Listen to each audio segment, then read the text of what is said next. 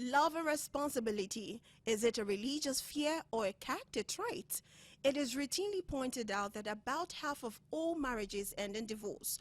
But what is not often discussed is the other half of the equation, the marriage that don't break up. Are those marriages thriving? Do married couples that stay together feel truly close to one another? Do they achieve true lasting personal intimacy? In recent years, the question of responsibility and obligations have become a popular research topic. It is easy to be turned off by words like responsibility and obligation, but you need to remember that responsibility and happiness go hand in hand. While personality is easy to spot, it's largely static and slow to evolve. Character, on the other hand, takes longer to discern but is easier to change. That's because character is shaped by beliefs, and with enough effort and motivation, changing one's perspective and view of the world can lead to a shift in one's character. Now, one would wonder if people love and take responsibility out of religiousness or character trait, or both can be hard to discern and maybe to maintain over a long period of time. Responsibility is primarily considered a character trait rather than a religious fear. While religious beliefs and teachings can certainly emphasize the importance of being responsible and accountable for one's actions, responsibility itself is a broader concept that extends beyond religious concepts. While religious teachings may instill a sense of moral responsibility based on specific beliefs and values, responsibility is not exclusive to religion. It is a quality that can be developed and practiced by individuals from various cultural, philosophical, and ethnical backgrounds. Ultimately, responsibility is about recognizing the consequences of our actions and consciously choosing to act in a way that aligns with the values, duties, and obligations regardless of religious belief or fear. Love transcends religious boundaries, while religious teachings and beliefs often emphasize the importance and value of love. The experience of love itself is not restricted to any specific religious context. In summary, love is an emotion that is experienced and expressed by individuals regardless of their religious beliefs or fear. It is a powerful force that has the potential to shape relationships, foster personal growth, and contribute to the well-being of individuals and communities. Right, welcome back. Yes, like you heard, love is something that one has to build amongst each other because it goes a long way in your community, in the society, and of course in the world at large. It's a responsibility, actually. But anyways, we have a guest in the house to discuss that, and of course this is Abiodun Mabadeje. He's an author, he's an actor, and a motivator. Welcome to the show, sir. Thank you very much, Blossom. It's good to have you. Yes, it's good to be back. You were here last week, I guess. Right. Yes, that's true. Amazingly. Okay, so we're talking about love and responsibility. Now, I want to know, what is the connection between love and responsibility? Because a lot of people feel like love is different from being responsible for anything. You can just love somebody and not feel like you're responsible for that person. It takes a whole lot for people to feel responsible to somebody they love. So what is the connection between the two? Yeah, thank you very much. You see, the topic is a very, very sensitive one. Sensitive in the sense that we have separated responsibility from love by saying love and responsibility. But the starting point is to recognize that love itself is a responsibility.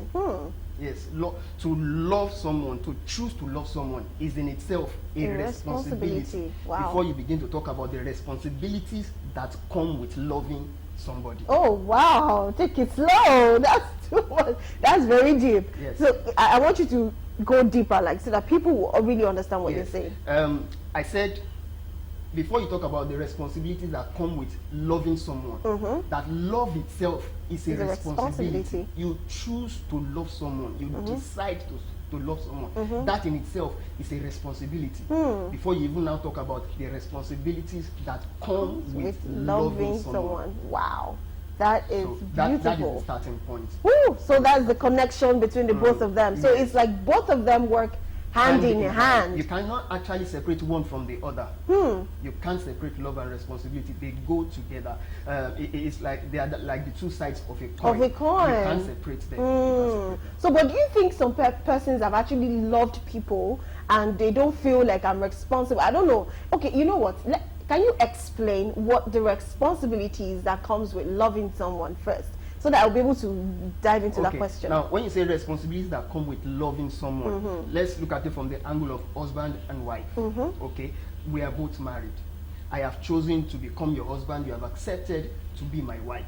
Now, there are certain responsibilities, there are certain expectations that that are required of you as my wife or as your husband. There are things I must do because of that title of husband. Now, yes, in our environment, in our society, there is the general idea of, as a husband, you must provide, you must provide security, you must provide basic needs for the wife, you must provide shelter, you must there is that general concept as a husband. Now, I said general concept because there are variations to that ideology. Okay. There is no hard and fast rule that it must be the man who must. And I use the word must, with such caution. Yeah. It's not the husband that who must, but for the purpose of this discussion, there are certain expectations that you have of the husband. In being responsible at home as a responsible husband. And in the same vein, there are things that are expected of you as a wife. There are some women who have this idea that when you become married, all your problems are over. Yes, everything that looks like a problem. Now you shift them to the husband, to your husband, and he must perform magic, to make sure that he solves them. However he does it, he must just do it. And somehow that narration has been pushed, I think, to the extreme. That these days, a lot of young, again, let me say young ladies, not so much with our older women, but a lot of young ladies now carry this idea that, no, when you ask them, what do you bring to the table, I believe I can say this on yes, of course you can say. There are ladies who believe that the only thing they have to bring to the table is their body. And you have people who make jokes of this, who do of course you see it on social media. Yes, and then they say they flaunt their body and they say you are still asking me again what I bring to the table. What am I bringing to the table? Yes. No, I'm sorry to say, but that is not what we are talking about. We are talking about being responsible. We are talking about building a home. We are talking about husband and wife working together to make sure that your marriage works, your family is successful. Those are the things we are talking about, not just your physical attributes, features that you say you are bringing to the table. It goes a long way beyond just your body. Wow, this is very deep. A lot of Gen Zs will not agree with you because they believe that whoever they are getting married to is a problem solver. And sometimes I'll be like, okay, did your father solve all these problems for you or all these problems for your mom, and now you expect a man that has a family, that is trying to build himself and build a family for himself, to just take the whole burden from you, which is not possible. But anyways, I also want to ask, just the way you've answered the responsibilities that comes with loving someone, which is different from love as a yes. Now, so please, can you explain that responsibility to love? Like, it's actually a responsibility. Yes. You see, when you decide to love someone, you see, love is beyond emotions, it's beyond feelings, it's beyond, permit me to say, butterflies in my belly. It's beyond the giz. You understand? It's a decision. Yes. It's a decision to love someone. And in loving somebody, you also have to accept the fact that the person you are loving is not perfect, just as you are not perfect. There will be mistakes, there will be errors committed by this person, just as you are also going to do. And then love, because like you said, it's a responsibility. It looks beyond the frailties of humanity. You understand? It looks beyond the frailty of this person you are loving. Now, this is where we have to be very careful. This responsibility is a two-way thing. As the man is choosing to responsibly love you, the woman too must be choosing to responsibly love the man. Because if it is a one-way thing, there will be problems somewhere. If the man feels that I am doing everything to make sure that I love, I express love, I show love, I am responsible, and then there is no reciprocation from the woman to me, somewhere along the line, this person may become tired. And I say may, because there are people who just accept it as their cross. I am there, let me just bear it. But there are some people who get to their wit's end and they can no longer take it because they are not getting, what they should be getting in return for the sacrifices they are making. There is no reciprocation, you know. So it has to be two-way thing. Yes, it has to be give and take. So how about this, some certain men and some certain women, where they feel that when you are in marriage or when you're in a relationship, once they are providing, let me talk about the men now, once they are providing, they are bringing the money, they're paying the bills, the house rent, everything, they just feel that when it comes to the home chores, when it comes to giving birth, when it comes to raising the children, when it comes to cooking, when anything aside from the bills, the woman should take care of that. Do you think that is a fair way of sharing responsibilities in a home? Don't you think that sometimes they might even, I don't know, don't you think they might lose maybe respect or lose value for some certain things in marriage, or they'll lose the pleasure of even having each other because, you know, this one is just doing his own, I'm doing my, once I do my side, I think I'm okay, nobody should disturb me, you know, that kind of thing. Do you think it's going to reduce a whole lot in marriage? Again, you see, marriage is built first and foremost on the principle of mutuality. I said that the last time, and not individuality. Okay. It is about mutual respect. It is about mutual consent. It's about, you know, togetherness. It's about oneness. Now, there is no templates for how marriages or all marriages should work. What works in my family may not work in another family. Sure. But what works in my family must be something myself and my wife agree on. Not what I, as an individual, because I'm the husband, impose. You don't impose. Okay. It has to be an agreement. That is why the two can work together. Scripture, except they agree. The same can be applied to husband and wife. Can husband and wife work together because they are two who have become one, except they agree? So marriage is built on the principle of oneness, which is agreement, which is unity, which is togetherness. You know, so it is not an imposition. Now, just because you are the man and you provide does not necessarily mean that you cannot assist your wife with other in things making the at home. Well, some men may say, okay, well, for example, women who do not work, so they are housewives. So you are at home. What are you doing? So what else are you doing than to cook and take care of the children? And then I have gone to work all day, I come back in the evening, and then you are even telling me there is no food, food is not ready. Why should food not be ready? What is your work? But it's beyond that. It's beyond that. Yes, it's beyond that.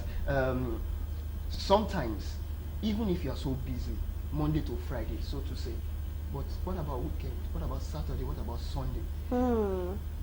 Show your presence. Right. Let this woman feel that, oh, my husband is around. Yes. So that should not be a day that you think that, okay, because I'm at home, all I want to do is just watch TV. Since let me go out with the guys. With the guys, you know, my wife has been at home Monday to Friday. She was watching TV. Now it's my turn to watch TV. Oh my word. No, it shouldn't be. At least assist. Do one or two things. Help her with. Even if it is just with the children, ask about their school, what they did Monday to Friday, check their books. You know, that's part of it. That's part of easing your wife from the stress. Now, where it is possible, if you have the means, you know, housemaid and all of that, even though personally, as this is me now, I have certain reservations with house helps. Okay. But where you can afford it, where it is not a problem between you and your wife, it's not out of place. It's not out of place. Okay, very, very beautiful. Now let's talk about, do people actually confuse love and responsibility together? Do they say, okay, I love you, and the fact in their head they might feel I'm responsible for you? Because I think love is a strong word, and it's in this context now it's quite different from responsibilities. So what do you believe people actually confuse love and responsibilities together, in the sense that, let's take it from the religious angle. A lot of people feel we must love ourselves as our neighbors as ourselves, you know, must love our spouse no matter what, even despite knowing that I probably don't really love this person. I just feel very responsible for this person. I have this I'm just kind of drawn to this person, and I just want to help this person. I feel she must go to school, or he must go to school, or he must be fed well, she must be fed well, which is responsibilities, which is love, but not that kind of love that should take you into marriage, I believe, because you need the stronger emotions to be attached.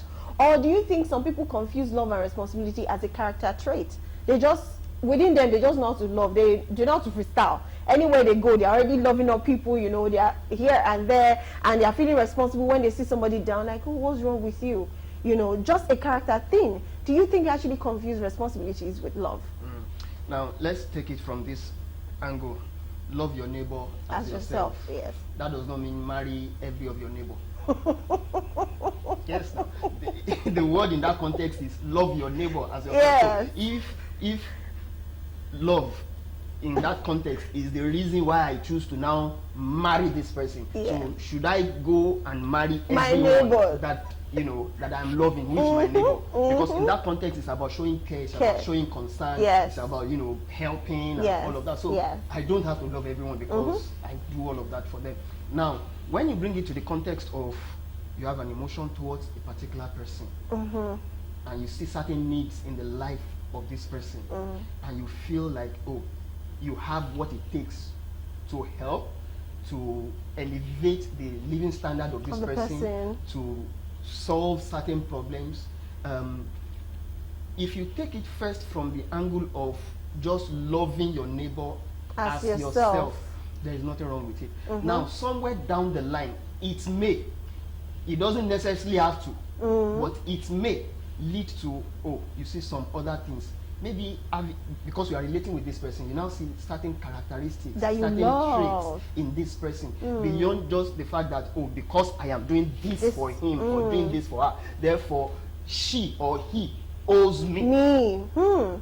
Now, the reason this person should agree to marry me is because I am doing this, not necessarily because, oh, I have seen this person, I have seen certain characteristics, oh, there is an emotional connection that can transcend beyond I am doing something for the person and then the person is appreciating me. You understand?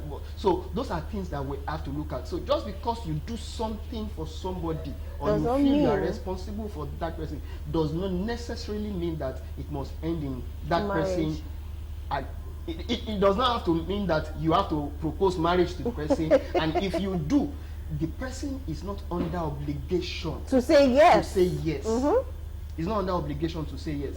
So all this idea of after all I have done for you, I sent you to school.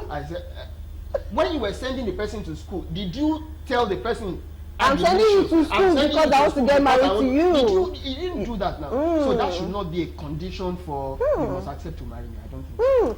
Okay, let's look at it the other way now. Okay, how about some people that are just, you know, helping them and, you know, just because, okay, let's assume you're helping me a lot with some of my life responsibilities, and I'm like, oh, this man is so kind, oh, it's so nice, and probably there are some little flaws, some red flags that maybe because we're not probably staying together, I've not really seen the whole of it, but I've seen just a little bit of it, and I'm like, this guy is really helping me, and funny enough, you now propose to me. I'm like, okay, I saw those little red flags, like, maybe he has been taking care of me, he's very nice, it means he'll do anything for me, forgetting that there's a red flag, or maybe I've not even seen the red flag. Some people still feel responsible, as in that responsibility to say yes to that man because he has done everything. He has assisted your family. Yeah, so would you call that love now? Let's even bring it to our church or to, you know, to our religious belief. Do you think is what they do you think you would term that as love, or the person just feels responsible to that man because what would they say? They know that his brother Solomon has been helping me in church, he has been the one doing this. If I say no now, they'll say I'm ungrateful. Do you think we have more of that now in our society, and what's your reaction to that? Now, if brother Solomon has been helping you without him necessarily saying anything, and you begin to sense, oh, could it be because brother Solomon has this feeling or he wants to, then the responsibility is on you to ask questions. Don't assume. Ask brother Solomon, I appreciate you for all that you have been doing. I cannot act as if I've not seen what brother, especially if brother Solomon is not married. Now, if brother Solomon were to be married, you may not necessarily term it as anything. But brother Solomon is single, and then he wants to be around you all the time. He calls you to visit him all the time. Can I take you out all the time? And you now begin to, in your own, feel that maybe if he propose, I will say yes. I think the right thing to do is to ask questions. Don't assume. You ask questions. Now, I understand also the place of our environment where you, as a lady, you're not expected to be too forward. They'll say you are desperate and all of that. But there are ways you could. There is what is called suggestive questions, not direct questions. Brother Solomon, could it be? Is it? You know, not Brother Solomon. I see that you have been doing. Tell me, what is your plan? No. It could just be one of those evenings that you go out and then you could even throw it like, this one that you're always buying something for me. Hope you don't have, you know. You understand? So you have an idea of, from his answers, you can deduce one or two things. Yes. So, but generally, just because somebody is doing something for you, does not necessarily mean that you have to be on the obligation to say yes, I'll marry you. This to you. Because that might not even be love. Except it might not be. You are just feeling. You are putting yourself under pressure of, if I don't say yes, what will people say? Yes. How will people see me? They will see me as a bad person. When he was buying things for you, didn't you know? Shouldn't you have known? You know, shouldn't have known. You shouldn't have asked. So that's where the place of asking questions and not assuming comes in. So that 1 year, 2 years, this person has been giving you things. Because that is another thing. Let's also not deceive ourselves. That's what I wanted to say. Yeah, like, let's bring a deep scenario now. Yes. 2 years, a man has been doing everything for you. He bought car for you. He rented an apartment, took care of your family. Then he now proposed. You now say you didn't know. What will you advise the lady to do? And it's not that she didn't know. Maybe she knew, but at this point she's like, I cannot marry. Is it because he has been doing everything? And some people be like, oh, I have to marry him. He has been doing everything. What reaction do you think the person should have? Again, this is again, like I said earlier, there are no hard and fast rules to this thing. So this person has been doing this for 1 year, for 2 years. That is a long time, long enough to be able to know. Okay, where exactly is this person going? If the person has not said anything in 1 year, in 2 years, but he has been doing all of these things that you would expect of somebody who has such level of interest, that is again where I would say ask questions. Now, because again, it will also not be very good, especially if the person truly has such interest. When he now brings it up in after 2 years, you now say no. But is it her fault? Because at this point, you have said if a girl to toast a man or ask a man out, it will look as though that's where I said earlier that the place of suggestive questions. Okay. Try to find out. And another angle to all of this is some ladies just want to take advantage of the man. Exactly. They just want to take advantage. Now me send a message. Exactly. Now me send a talk about our Gen Z. They'll be like, wait till concern me. I'll be collecting. Now who does not love you? So some ladies are like that. They just want to take advantage of the man. And then when the man finally brings up, the topic of, okay, so I'm proposing to you. No, we didn't have. We didn't have and all of that. So some people say, "Awoof." They purge belly. I'm telling you. So it purges. I saw a video online recently of this kind of scenario. Over a year, the guy has done this, done that, rented apartment, furnished it, bought car,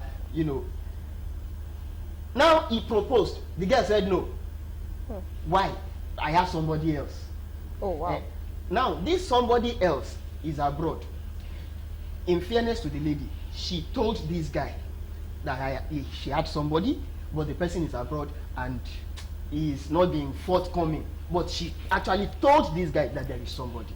So, on the basis of he's not forthcoming, he's abroad, he's on and off, she agreed to go on with this other person. And this other person has been doing all he thinks he should be doing in preparation for the day he will propose.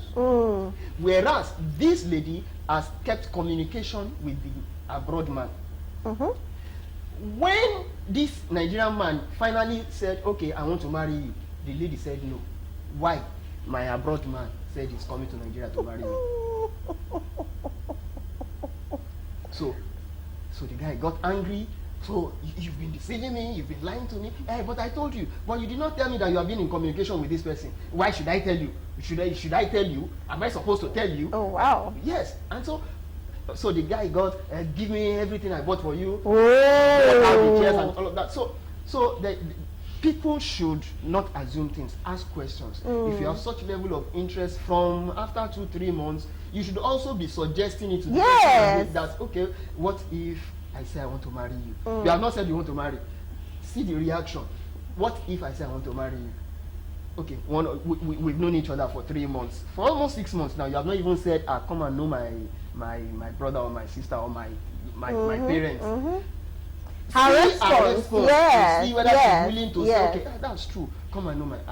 In fact, I've even told my mom about you. You understand? So there are ways you ask questions and to find out whether this thing is heading to, permit me to say, like they say in Yoruba, ebute ayo. How will I say ebute ayo? Ebute ayo in English now. I don't know that. A good destination. You understand? Atulwalokwe Jesleke is joining us. She's an educator, a child protection officer, a global school advocate, and she's live from Lagos State. Tulokwe, thank you so much for joining us. Can we have you? Thank you much. Good morning, everyone. Good morning. It's good to have you again. Same here, same here. Thank you for calling again. Yes, you're very welcome. Okay, we're talking about love and responsibilities, and the angle we're picking it out from, is it a religious trait or a religious fear, actually, like a fear of something, or it is a character trait when people love and people take responsibility for it? Or you think it's just out of the fear of their religion, what people will say, oh, I'm this and that, and so they just have to love and be responsible. But now, what's your idea about love and responsibility from those two angles, religious fear and character trait? What's your take? Okay, so thank you so much for that message, that question. So for me, I would say love is a responsibility. You know, aside the fact that the Holy Bible, which is the Quran and the Bible, the only book which is the Quran and the Bible, you know, admonishes husbands to love their wives. However, aside that, it behaves on each person, that is each individual, to choose what he or she wants to practice, he or she wants to do. So that's why I would say, for me, it is a responsibility. So for you to say you love your husband or you love your wife, as apart from the fact that it's a command, you can choose to and not to do it. So it's basically what you feel works for you to do. And also it depends on the condition in which you find yourself that now decides whether you want to obey from the religious angle or not. Also, for the character trait, I want to believe that everyone wants to be loved. So I don't want to agree that there are people who doesn't know how to love or who doesn't want love, doesn't want to be loved. So for me, I see it as you know, it's everyone wants to feel it, everyone wants to be loved, and everyone wants to know what it means to be loved. Thank you. Okay, so the responsibility part now, you're talking more of the love, that when it comes to religious trait, yes, people want to love and to be loved, even from the character part, even though they don't want to show the love and the emotions. The truth is, everybody wants to be loved. Now, let's talk about the responsibility now. So do you think people take responsibility out of the fear of religion, or, you know, people take responsibility because, you know, it's just part of them to take responsibilities? I'm talking about what we see randomly now. Okay. So I'm going to be using a part of the Holy Bible as an example. You know, a part in Ephesians, you know, which talks about wives submissive to husbands and all. So some school of thought will say, before I can submit to you as my husband, then you have to love me, right? So it's a give and take. Of course. But then, if we are to follow the scriptures, some school of thought will also say, whether he loves you or not, you have to submit. But the question is, can you submit to a man who doesn't show that he loves you? Do you understand? So can you really submit to a man who doesn't? And of course, there are languages of love. So if you say you love me, there are acts of love. There are things I feel that you should be able to do to show that you truly love me. So if I'm Very not true. saying you do that thing, will it be easy for me to submit? So that's why I say that if we look at the religion at angle of it, we will be able to see that it still has to do with responsibility. What a party does, and it's a give and take. You must do something or give something to receive something. Very true. Okay. Anyways, now I want to ask this one. Does romantic love come with too much responsibilities? Yes, we are talking about love now. But we all know that when it comes to romantic, some people can, how will I say, they can love. Like, I will not say over love because there's no word like that. So let's just use the word romantic love. So do you think that having a romantic love towards somebody comes with so much responsibility than when somebody just actually loves you the way, you know, like the normal love? Yeah. Do you think it has a different kind of responsibility and more? Okay, yeah, I got your question right. So romantic love, yes, it comes with responsibilities. And I will tell you this from the angle of a woman, and I will also try and portray it from the angle of a man. So I'm a woman, I'm in love, and I'm romantically in love with a man, my guy, you know. Then for me, because I'm in love, I tend to ignore some of his excesses. Truly. I tend to ignore some of his excesses. Excesses like, okay, before he even say, Jack, you are there. You are doing everything, you know. And most times, I want to believe that for marriages that are just coming up, maybe marriages of 2, 3, 4 years, you know, I don't think everyone experienced what is called the romance of it. Because the truth of the matter is, the reality begins to dawn on you, then you begin to see that things that you have ignored when you were courting or when you were dating is coming to play. So you now no one want to ignore it, you want to address it. And in addressing it, the other partner is looking at it out. But you ignored it when we were dating. You don't see it as an as a challenge Yes. when we were dating, Yes. you know. So, and that is why I said it comes with the responsibility. Things you won't take on a normal day. If you are in a romantic love, you would tend to ignore it just because you just want this Romeo and Juliet package. You You just want this, continue. there is butterfly flying in your tummy. You don't want any issues. You don't want any glitch in the relationship. So yes, it comes with responsibilities, and most times tolerance, you know, ability to ignore, ability to, you know, just overlook, do things as if it doesn't exist. But when it has to do that with the real love, of course, Love, yeah. romance is part of the real love. But when Of that's course, with yeah. reality, then you begin to see our reserves displaying out, coming out to play. Okay, that's a very, very beautiful one, I must say. And like she just said now, having having romantic love comes with a whole lot of responsibilities. Now, you heard what she said, but do you have something to add, or you have something to subtract or multiply to what she just said? You see, romance and the love of it, or the love that comes with romance, for me, it's more than we when it gets to that level, there's a way, you know, I said earlier, that love is beyond gish gish, that butterfly in your tummy. When you get to certain levels of that gish gish, there's a way it blocks your mind. It blocks your ability to reason and analyze things and logically look at situations. You know, it does that. But again, this is where personal responsibility comes in. Being able to call yourself to order and ask yourself, this, and this, can I take it? After now, will I still be able to cope with it? 2-3 years down the line, this thing that I am seeing now, will I still be able to accept it? Yeah. So that's part of responsibility. Being true to yourself now before you get into it. I like what you're saying, but sir, if romance should catch you, yes, that's romantic love, you will not call yourself to order. That's why you I said, probably need another person that is maybe your mentor or somebody that talks to you maybe every 3 months to tell you that, are you not seeing these things? Because that's why I feel like the romantic love has so much responsibilities, but yet you will still even forget the red flags and everything and just keep doing all the responsibilities.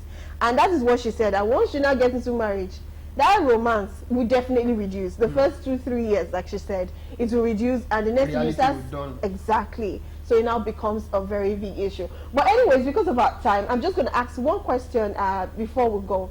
Now, do we actually?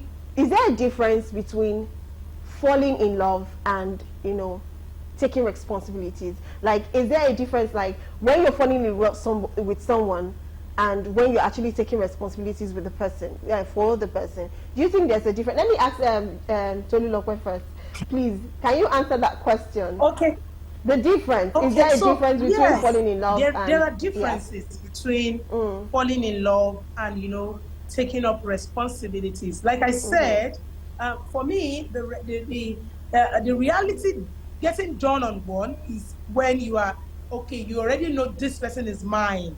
You know, there's no place this person is going again, the person is mine. But falling in love, you know, somehow I see it as a way in which it's like something, like an ephemeral thing beclouding you, covering your face up, covering up your vision, that you might not be able to see things naturally that would upset you. Things that, you know, I was telling a friend, I said, sometimes things that you wouldn't even accommodate for your siblings, you would accommodate for sake of love. Because and that is falling why in love. there must be a shifting ground. You know, you can't all say you must all have your way. The man will say, oh, I must all have my way. But then, when we are talking about, it's different from sibling relationship. Oh, this, I love my brother, I love my sister so much. But then, when anything hurts us, we give it to them. We address it immediately. But when we are falling in love, you know, it's a way of trying to understand ourselves, trying to accommodate ourselves. You know, you don't, even after you understand the person, you don't even want the person to leave you. Probably because there is a virtue that you have identified in the life of the person, and you wouldn't want to lose the person. So you tend to, you know, adjust. There's this word, adapt. Yes, adaptability. You try to adapt to the situation and to the attitudes that the person is portraying, which most times lead to so many broken homes we see today. Because then we now face the reality. Yes, what I'm looking out for, and I'm already having it. So what next? Then ability, just like you know what the other guest speaker said, that somehow we need to really define this relationship. We really need to ask ourselves questions. This red flag that I'm seeing, will I be able to accommodate it in subsequent times? So there are two different things, really. Really? Okay. Abiodun, please tell us. Yeah, falling in love, walking in love, they are two different things. Oh, really? Nobody decides to fall. Falling happens by chance. Okay. But walking is a choice. You decide to walk. It's like a growing thing. Yes. So to fall in love is that aspect of the giz we are talking about. You are not thinking about it. It's your emotions that is driving you. It's your feeling. The butterflies in your tummy. Butterflies in your tummy. You know, that is driving your decisions. You are not analyzing things. But when it comes to walking in love, it's a decision. You are looking at it logically. You are asking the necessary questions. If this goes like this, what will I do? How will I handle it? What is my reaction? What is my action? And all of that. How will, you know? So you are asking those questions. That is walking in love. If I get married to this lady, if I get married to this man, and things don't go as I expect. For example, this person I see now, he has money, he has this, but life happens. What if he has a job and then he loses his job, and for the next 1 year he cannot provide? What will I do? What will you do? Now, I know that nobody prays that such things will happen, but they happen. And you must ask yourself that question, so that when you get into it and those kind of situations happen, you are not caught unawares, and then you are easily swept off your feet, and you don't know what to do. And at such moments, for a lot of ladies, their ability to absorb that shock is very low. It's very minimal. Excuse me. It's very minimal. So that's why, permit me to say, that's why for a lot of ladies, when a man cannot provide, the tendency to quickly misbehave is very high. And the reason is most never thought about it. That was ever going to happen. Yes. They thought it was just going to be all sweet. It won't all the bed of roses. Like you said earlier, roses have thorns. Thorns. Yes, very true. So you must decide to I'm love. also an expert in the house. Excuse me. Anyways, with this one, we'll just wrap it up here.